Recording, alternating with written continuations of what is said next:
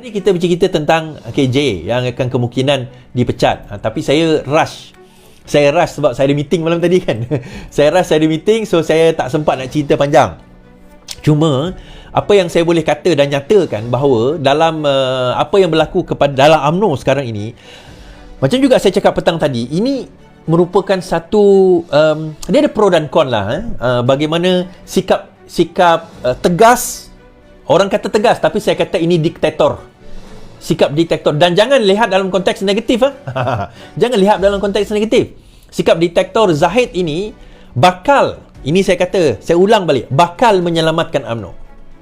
Kalau dia mengambil sikap berlembut, kalau dia mengambil sikap tidak peduli, kalau dia mengambil sikap orang kata apa, lemah, berkompromi, berkemungkinan ini merupakan pilihan raya takhir UMNO. Next election, dia akan hanyut dan hancur.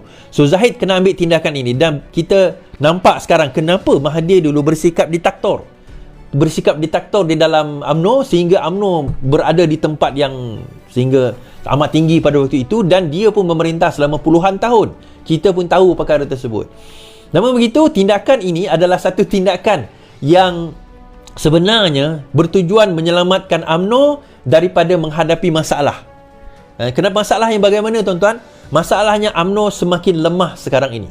Now, bagi saya, tidak ada desakan dan juga tidak ada orang kata apa, tekanan yang lebih hebat, melainkan tekanan atau musuh yang lagi hebat daripada musuh dalaman sendiri. Dekat luar ni, Pakatan Harapan ke apa orang kata PAS ke PN ke, itu UMNO boleh hadapi dengan mudah. Tetapi bila dia melibatkan musuh di dalam selimut itu sendiri, ini yang agak payah. Sebab itu ini yang kita hadapi juga sewaktu dengan Azmin, dengan Zuraidah dahulu kan. Bila kita kata dia musuh, orang tak percaya kan.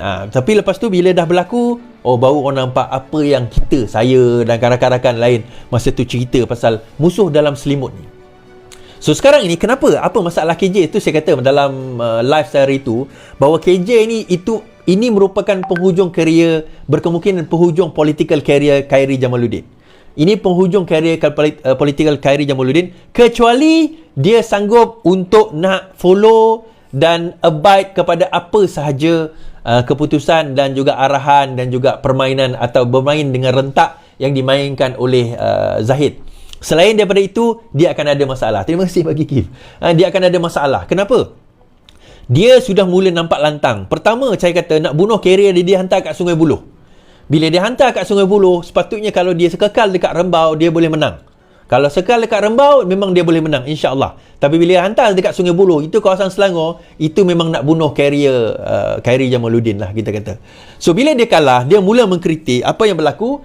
Parti mula nak mengambil tindakan terhadap beliau. Okey, kita baca.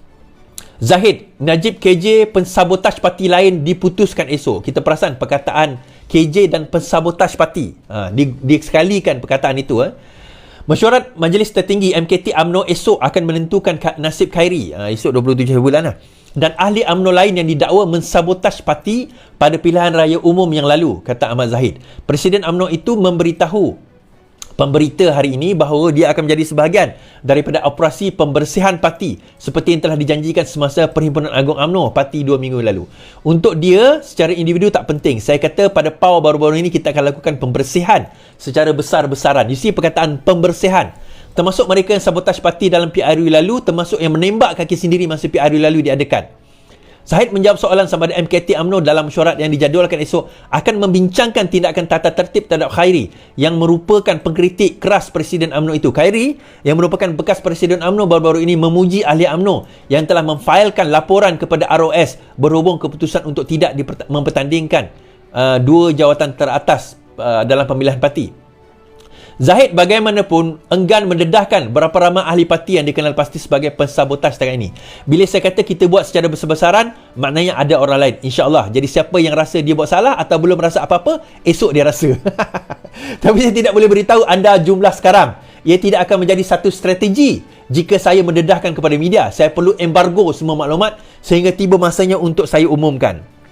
Dikatakan berkemungkinan antara yang terlibat juga adalah siapa nama dia yang Selangor tu? Ya Allah. Udang Noh Omar.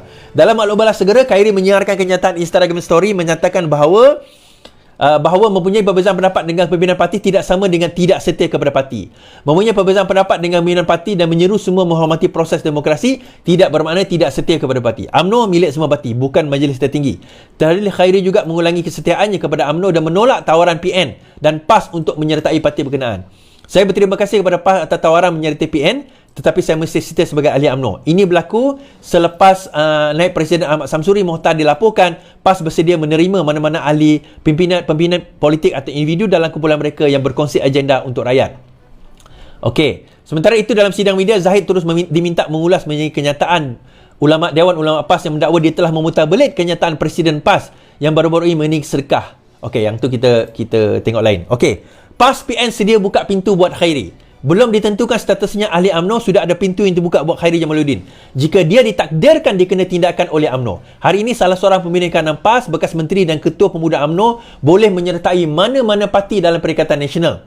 Naib Presiden PAS Ahmad Samsuri berkata, Khairi merupakan tokoh yang hebat dan berfikiran termuka. Sementara itu, dipetik oleh BH di Kuala Terengganu hari ini, Ahmad Samsuri berkata dia melihat Khairi yang gagal memenangi kerusi Sungai Buloh adalah orang yang mampu melakukan tugas dengan cemerlang. Okey, tuan-tuan, kenapa, macam saya kata tadi kenapa dia bermula, kenapa tindakan untuk mengatakan ROS ni semua sangat signifikan.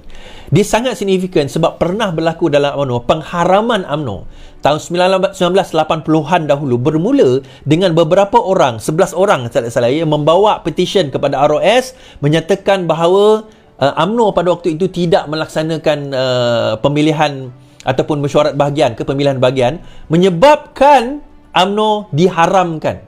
Sehingga tertubuhnya UMNO sekarang ni bukan UMNO 46 UMNO sekarang ni adalah UMNO baru yang ditubuhkan secara baru setelah UMNO diharamkan sebelum ini. Itu kita kena tahu. Sejarah ni kita kena tahu. UMNO sekarang bukan, sebab itu wujudnya semangat 46. Kononnya semangat 46 Kuli membawa UMNO lama melawan UMNO baru, UMNO Mahathir masa itu. So sekarang ini UMNO yang ada sekarang. So peristiwa itu boleh berlaku sekali lagi. So the only way, salah satu cara, kalau seperti saya kata tadi, musuh yang paling ketat, musuh yang paling bahaya bagi mana-mana parti, sesiapa saja, adalah musuh dalaman. Sebab itu Zahid mengambil tindakan potong dulu. Dia potong dulu musuh-musuh dia. Dia potong semua. So, diktator Lais, UMNO sekarang menjadi diktator. Lantak dia lah, itu parti dia. Tapi poinnya adalah, ini cara untuk UMNO nak menyelamatkan diri.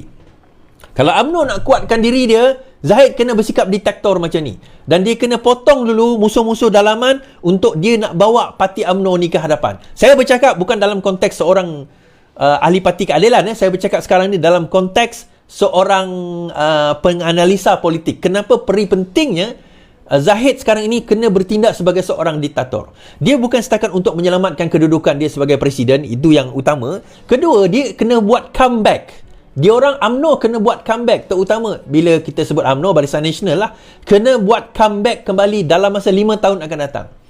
Mustahil saya kata UMNO boleh buat comeback kalau pemimpin dia masih lagi macam Ismail Sabri, kita kata macam pemimpin yang sebelum inilah. Walaupun Zahid ada kat situ, sukar untuk UMNO nak buat comeback kalau pemimpin dan kepemimpinan dia tak tegas. Kenapa pentingnya tegas, tuan-tuan? Dia perlu dilihat sebagai seorang yang digeruni, yang disegani bukan setakat oleh kawan, oleh lawan, tetapi juga oleh kawan. Barulah orang kata, desilah kita respect Zahid lah.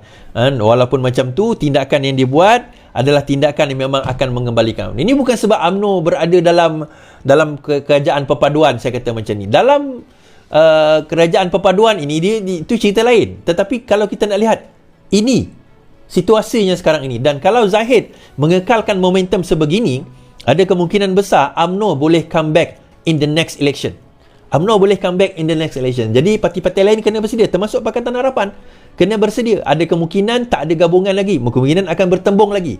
Dan pada waktu itu berkemungkinan UMNO sudah bersedia. Dan yang paling terkesan adalah Perikatan Nasional lah. Sebab the second enemy kepada UMNO, di samping enemy di dalam parti dia sendiri tadi, adalah siapa? Perikatan Nasional. Kemudian the third enemy dia adalah yang lain-lain, termasuk Pakatan Harapan. dalam pilihan raya nanti. So mereka kena bersedia. Of course sekarang ini tak ada lagi ura-ura nak kata nak berpecah sebagainya. Tetapi of course kita nak pergi perang 5 tahun akan datang, takkanlah 4 tahun setengah baru nak bersedia. Mereka sudah mula bersedia sekarang, dah mula mengasah parang sekarang kita kata. Dah bersedia dalam nak menghadapi peperangan yang akan berlangsung dalam 4-5 tahun akan datang. Now, adakah bergabung atau tidak? Terlalu awal untuk kita nak bincangkan. Untuk PRN ini akan ada perbincangan. Itu tak ada isu. Sebab kita nak kekalkan kerajaan ini. Kita tak nak kerajaan ini kacau bilau sebagaimana yang berlaku dalam kerajaan Perikatan Nasional sebelum ini. Di federal mereka bergabung, tetapi di peringkat negeri dia gaduh dengan UMNO. So kita tak nak macam tu. Tetapi apa nasib dalam 4-5 tahun akan datang, kita tak tahu. Tak ada siapa boleh predict. Apa akan berlaku. Itu nanti. Jadi sebab itu juga ada hari ini saya saja nak bawa.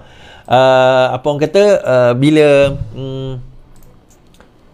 Zahid hari ini memohon supaya Zahid mohon pasport dikembalikan secara kekal.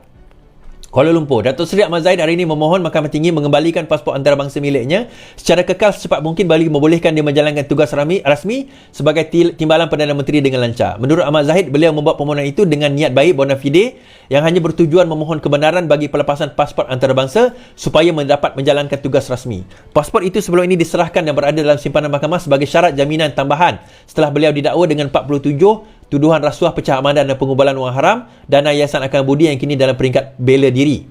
Dalam afidavit sokongan menerusi permohonan untuk mengenepikan syarat jaminan tambahan difailkan 20 Januari lalu, Ahmad Zahid berkata beliau mempunyai beberapa kekangan untuk menjalankan tugas seperti menteri lain kerana tidak mempunyai akses kepada dokumen tersebut. Now, kita kena faham bahawa pasport itu ditahan atas jaminan. Dia bukannya bukannya syarat. Contohnya macam kalau kes yang melibatkan kematian, kes bunuh, kes yang melibatkan gantung hukuman sampai mati, yang itu memang pasport kena tahan secara automatik. Tetapi yang ini sebagai jaminan. Jadi jaminan, dia bukannya syarat kepada kes itu kena tahan pasport, tak.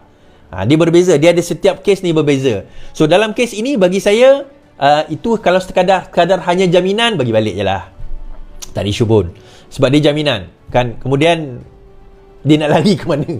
Timbalan Perdana Menteri, dia nak lari ke mana kan? Tapi tak adalah kan. Sebab saya kata dia bukan peruntukan undang-undang, dia bukan dalam syarat jaminan, bukan wajib dalam jaminan pun, cuma menambah saja. Dia dah ikat jamin, dia ada dia punya jumlah berapa juta itu yang dia kena letak duit kat situ, cuma ditambah dengan pasport supaya dia tak lari pada waktu itu. Itu saranan dia dalam keadaan biasa. Tapi itu bukan syarat utama.